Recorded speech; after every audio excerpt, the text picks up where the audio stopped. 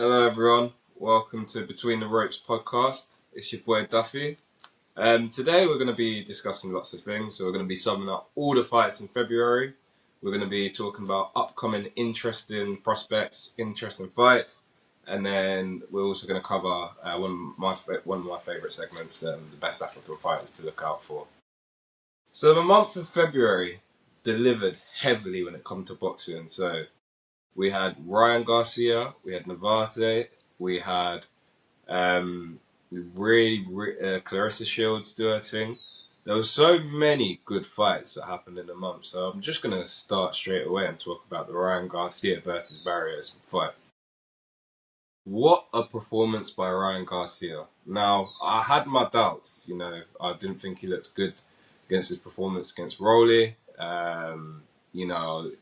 When he was speaking in the face-off, he didn't give me that confidence that he was going to go out there and deliver. And my God, did he deliver. Now, Barrios, did he even get around? I don't even think he got around. Garcia just absolutely outboxed him, outscored him. Everything was perfect. The way Ryan was teeing up the shots, dropped him in the first round. But the volume of punches, the speed, accuracy, it was a bloodbath. Like, Ryan just took him to the cleaners. And it was a really good Ryan Garcia performance. This is the Ryan Garcia I want to see. The confidence, the skill, the IQ. This is the Ryan Garcia we love to see when he boxes. For me, I like Ryan Garcia, but I hadn't seen, in the last few fights. I think the last fight I actually enjoyed was probably against Haney, and obviously all the stories that come from that. Like, I'm not going to discuss obviously about the PEDs as such, but it'd been a long time that I'd enjoyed a Garcia performance, and I was really, really pleased with him. Now, I think the win made it very interesting because that welterweight division is very interesting. He called out Shakur. Now, in my personal opinion, I don't think he beat Shakur, but that's still a very interesting fight. But the fight I want to see, now that Devin Haney is also up at welterweight and they're both holding belts, I want to see that rematch. I think they both look so much better at welterweight. I don't know how they were draining themselves at lightweight, and I think that's the match to make. I think Haney actually stands a way better chance than he did when he fought him at lightweight. But if that Garcia that come against Barrios performs, he's got every chance with anyone in that division, whether it's Rolly, whether it's Haney, or whether it's Crocker. He's got a good chance with any of those guys in that division. I thought, really good performance. It's interesting his contract's come to an end now, because we'd just like to see, is he going to stay with Golden Boy or is he going to go to new pastures? But yeah, no, really, really good fight. Obviously it wasn't the start of February, but I think probably, I wouldn't say it was the best fight in terms of the stars, but it's probably the biggest fight. The next one I'm going to mention, when we're talking about, obviously I know Garcia is American, but American-Mexican, but obviously these Mexicans as well before. Navarrete versus Sugar Nunez. What a match. And it made me think, is Navarrete, is he the most underrated champ right now? Is he being overlooked? Because that performance against Sugar Nunez, whew, give the boy some respect. He's really, really boxed well. He looks comfortable. I was going for Sugar Nunez before, and my God, did he prove me wrong. I think the doctor had to stop it in the 11th round because of the damage to the eye. But is he one of the most underrated champions? Chat, let me know what you think, because I think right now, potentially he might be one of the most underrated. When we talk about certain guys, it's like, you even look at I think he's only got 2 losses. I think one of them was when he went up a weight to fight for a belt. He holds a belt in this division. His work rate is another class. Like, he's just got an engine. Like, he just volume, continues going. These are the types of guys you don't want to, because when they've got those engines and they're just can keep throwing and throwing, and you get to round 9, and you're like, come on, man, like, you're not going to slow down, and he just continues going, and, you know, it can take it out of you. His style's awkward. He fights in such a way that it's like, it's hard to, because it's like, how can you even prepare for that? You know, you're sparring at the gym. What are you meant to do? How are you meant to create the perfect guy to say, right, I need you to fight like this guy? It's hard, and these are why these fighters do well. They're unique, you know. It's hard to prepare for them. What you meant to do. But yeah, I'd like to see him obviously fight a couple more times, and then move up to lightweight. Maybe try fight for the belts there, but I think maybe that's a step too far. But no, I thought that was a really, really good match. Honourable mention, I thought Leo Tang on the Josh Warrington Leigh Wood card, he fought really, really well. He looks like he's the next thing. Like, he's been doing really well, but give it a few years and I reckon he'll be up there with the top 10s in the heavyweight division. I thought Bilal fought really, really well. I'm really proud. His story's excellent. Over the moon for him. I thought Claressa Shields, when she says she's the female GOAT, she might be the female GOAT. Like, I've always backed Katie Taylor. I think Katie Taylor's amazing. But maybe that's because half one of my mixes is Irish, so maybe that's me being biased. But Claressa Shields, what a champion! Yeah, no, there's just what can we say? Like, I just think February is such an exciting month for fights. There's so many I could mention. There's so many that I can, but it's just, you know.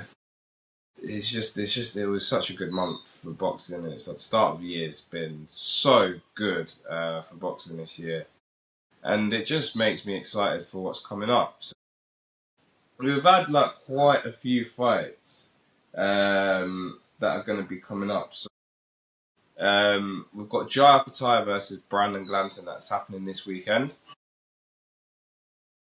Very interesting that Opetaia, the IBF, like, he's had to relinquish the belt. Now, I think he's going to beat Brandon Glanton, but it'll be interesting to see. You know, obviously Benavidez is I know the guy. What's his name? I don't want to get it wrong. Sorry.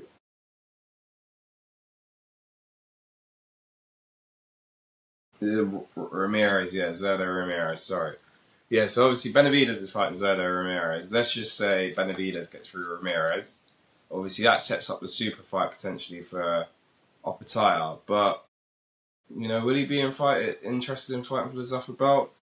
You know, this whole Zuffer thing's quite interesting. So, yeah, man. But I think this weekend, I think Jai's going to beat Glanton. I'll be shocked, let's put it that way, if Glanton wins. But he has got a very good record, I think.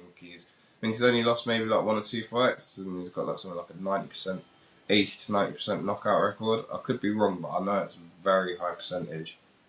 But nah, man, it's really, really interesting. I think the Usyk fight against a kickboxer, I've forgotten his name. I apologise, but he's training with Peter Fury.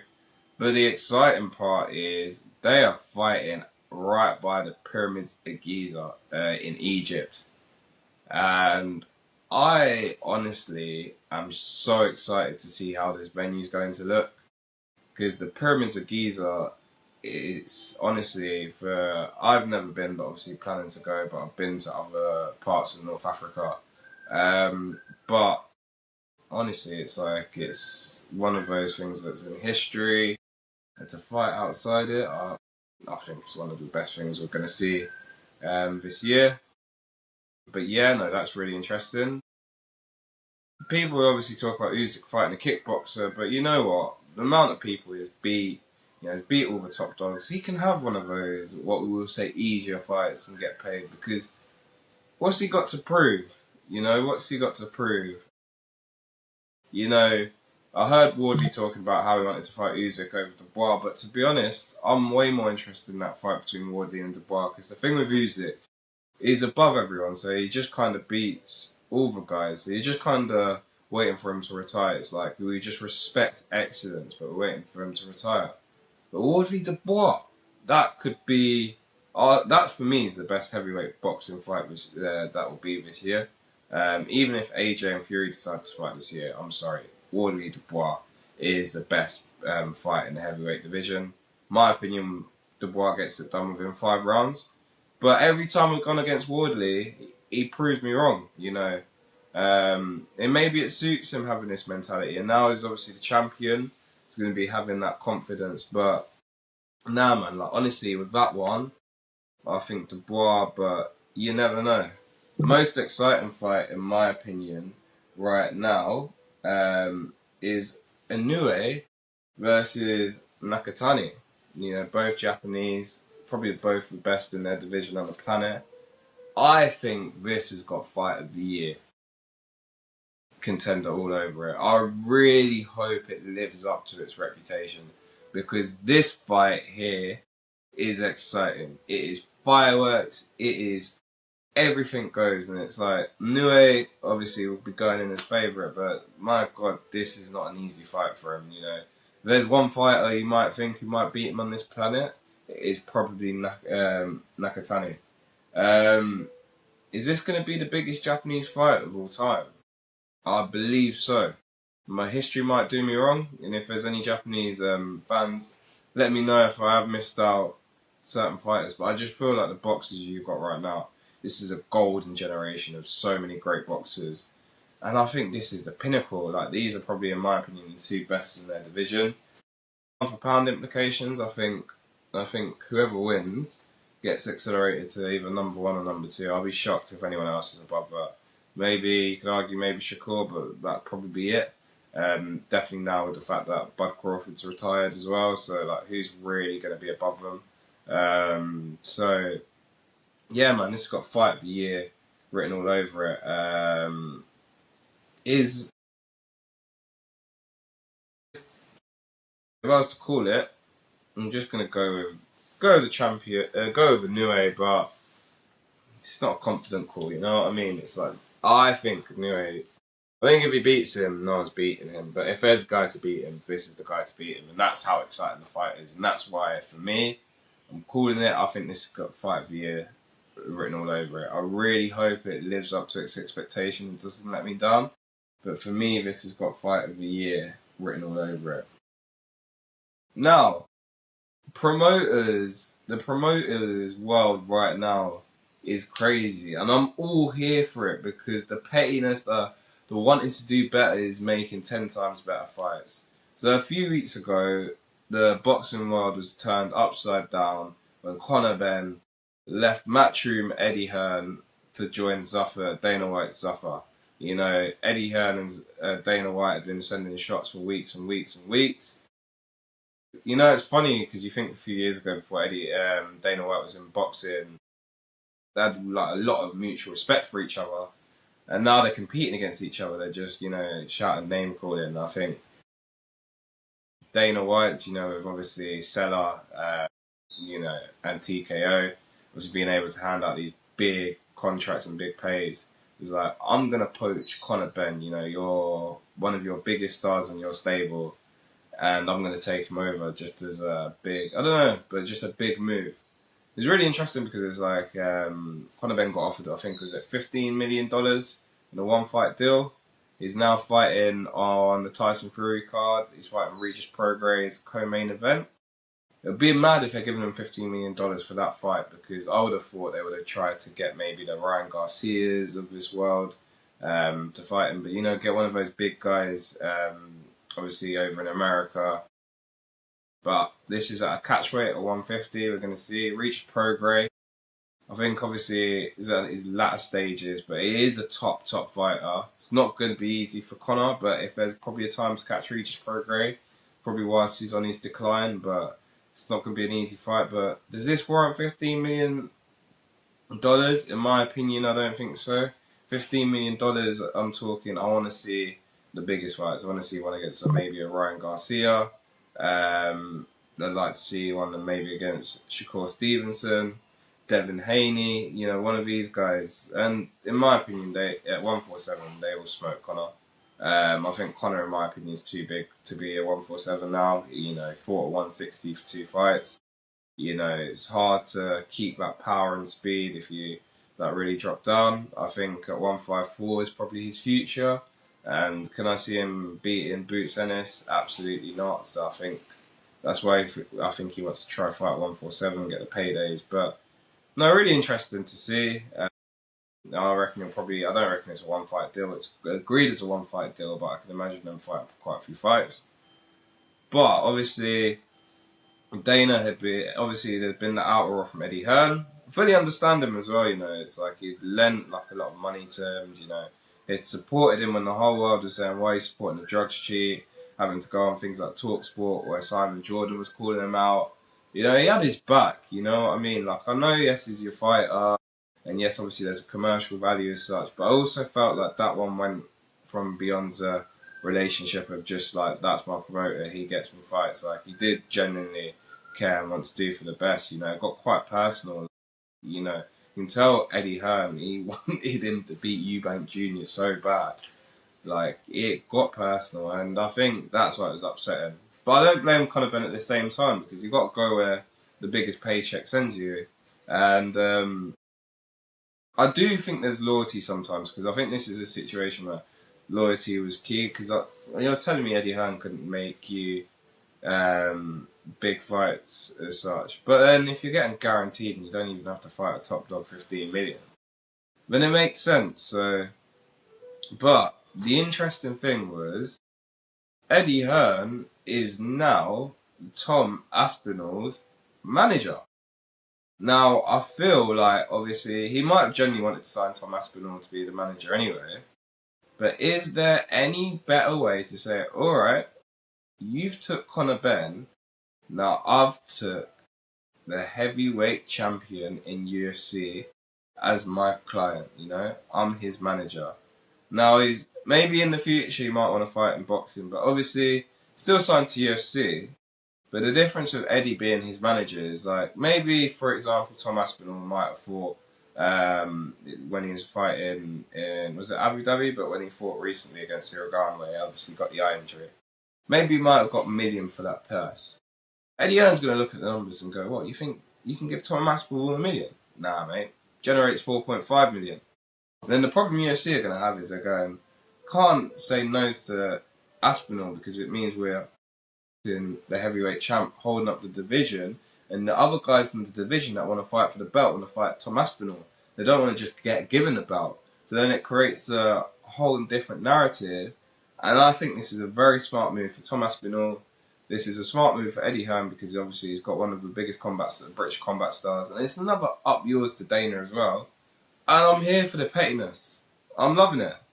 And, you know, this is what competitive sport's about, you know. I take your best fighter, you take mine.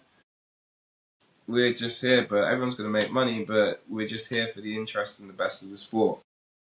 And so I really like seeing, I want to see whether Eddie Hearn or any other boxing big promotion companies might try and sign some MMA stars. And how interesting it's going to make it for Mr. Dana White. Now, this is one of my favourite segments of every show. So, you know, being half Ugandan myself, I like to show the highlight of, you know, Africa and boxing. Because boxing is massive in Africa, but I feel like sometimes the spotlight's not there, you know. There's so many fighters I can name you from Europe, North America as such, but there's so many top prospects, top talents, former champs in Africa that we don't even know about. So that's why I'm going to highlight some of them today. The first boxer I'm going to talk about today is a South African. You know, the boxing scene in South Africa is massive. You know, we've got Kevin Lanana, but I'm sorry if I got that name wrong. But he just fought obviously Lawrence Okoli recently. Fumalela Kafu, former champ, really exciting prospect. But the guy we're talking about today is Jabulani Makahenza. This brother is from Pretoria in South Africa. He's fought 19 times, won 16 with 8 KOs and lost 3 times with one being knocked out once. He's got a 50% KO ratio. He's a welterweight. And he's 33 years old, but he's a very exciting boxer. So he's had some credible... The people he's lost to have been credible losses, but he's also boxed some very exciting fights. So, for example, he's performed well as well internationally when he's fought. He's got very strong stances, moves around, and yeah, he's just an exciting fighter. What I feel like he's got with his age, he's probably, I don't want to say on the decline, but obviously Father Time eventually catches up. But I think is someone we definitely needed to mention. The next boxer we're going to mention is Lawal Ajidi Ahmed. Lawal's from Nigeria. He's a super featherweight. He's had 12 fights, 12 wins, 8 knockouts, and this guy here is one of the most exciting boxers I've seen for a while. So he's got a 66% knockout ratio, and he's an orthodox fighter, but my God, is he exciting. He's an exciting fighter. So, on the 4th of October last year, 2025, he won the Nigerian Boxing Board of Control lightweight title, even though it's a super featherweight. But I think he just obviously fought up for that division. But this guy he's super exciting. So, he's got lots of power. Nigeria manages to produce top level fighters, because you think F.A. Ajagba, well, Ahmad, there's this, and then obviously I know AJ is obviously British, but obviously of Nigerian heritage. But they've just got like some thunder, like some bricks in their fists. This is another one. He's like unruly. He just boxes, and it's like he's knocking you out. Like he's coming, he's fighting, he's knocking you out. He's a top boxer, and he's definitely one for the future. 22 years old, and I think the ceiling's, well, we're talking potential. This is potential future world champion. That's how high the ceiling is. So I do want to see him eventually making the transition and fighting for some more international belts. Maybe get a few top fights under his belt. But he's fought some really good opponents. But this guy, remember the name, Lawal Ahmed. Now the next fight I'm going to discuss is Abdul Azizi Sesebulumi. Now this is a Ugandan, and he's had 14 fights, 12 wins, 7 wins, 12 wins, 7 by knockout, and he's lost 2. He's a lightweight, and he's got a knockout percentage of 58%. Now this fighter is, as a fellow Ugandan myself, obviously I'm half Ugandan, but as a fellow, someone who likes to support people from the motherland, he's a very exciting lightweight. He comes forward. He's got that heart. He fights well. Honestly, he's tough and he's disciplined. That seems to be, Uganda's got very tough, disciplined fighters. There's a style they like to walk forward. They just keep throwing shots, keep catching them, and he fits exactly all those points. The traditions, the Ugandan boxing tradition, seem to. This is a perfect guy who shares those ambitions. So recently, he hasn't fought in a while. So the last time he fought was June 2024. Or was that the 6th of November 2000? No, 6th of November, 6th of September, 2024. It was a loss, but we'd like to see him back in the ring. You know, I think he's really exciting. He's been a bit inactive recently, but we want to see you back in the ring, my friend. So that's that one. The next one I'd like to mention is Isaac Masembe, another Ugandan. And if you're talking about a featherweight to watch, here's the guy. He's only had 7 fights, all 7 by knockout. What are we talking about KO percentage? 100%. You know, no one has gone the distance. He's only 26 years old. And if we're talking the real deal, whew, this is the real deal. Now, every single fight, I think the longest it's gone, so just looking at his record, no one's got past 2 rounds. You know. I think the problem the trainers probably have with him is, are we actually going to get the rounds in? You know, how are we going to know what his engine's like? Because he's just knocking everyone out.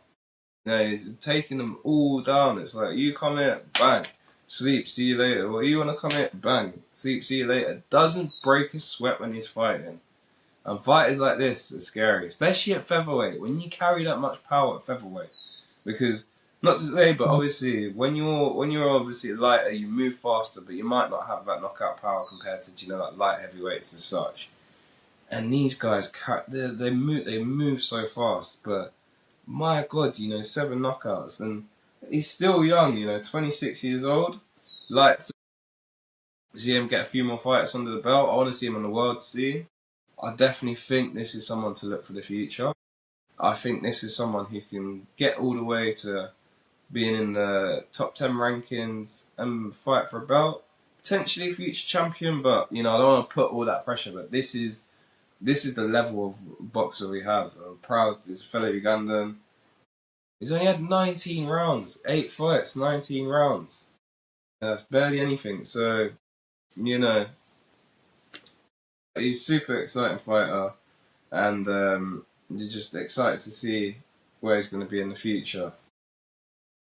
And the last boxer I'm going to mention, last but not least, is Youssef Adisi Adenji. He's from Nigeria. He's another featherweight. He's had 18 fights, 17 wins, 10 knockouts, and 1 loss. His KO percentage is 58%. He's 26 years old, and remember what I just said about the last guy? This is another one where he is as exciting as all the fighters I mentioned before. So his style, his speed, everything you can think of, he's got it. You know, these featherweights, they move. You know, he's quite young as well. Like, he's very active. You know, I look at the fights. The last time he fought, not so long ago, but you know, he's just beating guys left, right, and centre. He's also fighting on the international stage. One of his losses, I see, was the WBC Grand Prix featherweight quarterfinals. Just lost in that ultimate decision, and then he responded and won the next fight. But every single time he's fighting, he's an exciting fighter, and this is what we want to see. I think this is another one to watch out for. He's still very young. In my prediction, I think by the time he hits 30, this is where we're going to see him on the world scene. So we'll give him a few years, get the experience. He's fighting internationally. All it takes is that one fight against, you know, a recognised guy, and he might be up there. That's all the fighters I'm going to talk about Africa today. Africa right now is the best untapped talent pool in boxing right now, you know. You think, well, when we look at boxing nations, and I know Africa's a continent, North America, for example, is a continent. Mexico probably has the best talent. Maybe that's too obvious, but in my opinion, probably has the best talent pool. You know, you just hear the name Vargas, you hear the name Nunes, you hear any of these names, and you're like, you might not even know who these boxers are, but you just know, oh, you're in for a tough night. You just hear it, and you're like, you're in for a tough night. Or Garcia, it's like we talked about Ryan Garcia, Danny Garcia in the past. You know, these fighters, you're in for a tough night. And I just think when you look at Africa, you look at West Africa. I haven't even covered North Africa. There's so many good fights from North Africa, South Africa, East Africa. There's just an abundance of talented fighters, and that's why we're highlighting it, because I love boxing, man. And I love discovering these talents. You know, there's nothing better when you watch an undercard and you find a new fighter that you just absolutely love. And yeah, man, that's why I'm going to continue every episode. We're going to mention our guys to watch. We've had a really good response on that as well, so we're going to continue going. And yeah, man, we're just waiting to see. We've made some calls. I guarantee in a few years, some of these calls we're making, people are going to be like, yo, this guy, the biggest guy, and we'll be like, we told you about them a few years ago. Now, February's been an interesting month in boxing. We've seen major performances, and some massive business moves, and we've seen some huge fights on the horizon. You know, 2026 is looking like a really exciting year for boxing. We even got Mayweather and Pacquiao, number 2, in my opinion. You know, I know it's just a money move as such, and I'm not as interested. You know, this was it's still like we've just got an abundance of boxing this year. There's more fights that are going to be announced, and you know, the whole Zuffa coming into the game. Everything is just so positive for boxing right now. So yeah, that's going to wrap things up. But we're always going to continue supporting fighters around the world. And we're also going to highlight talent coming from Africa. It's just me today, but thanks everyone for listening, supporting, like, comment, share, and subscribe. Between the Ropes, we're on YouTube, we're on TikTok, and we're on Instagram. But thanks for listening. It's your boy Duffy, and we're out. Peace.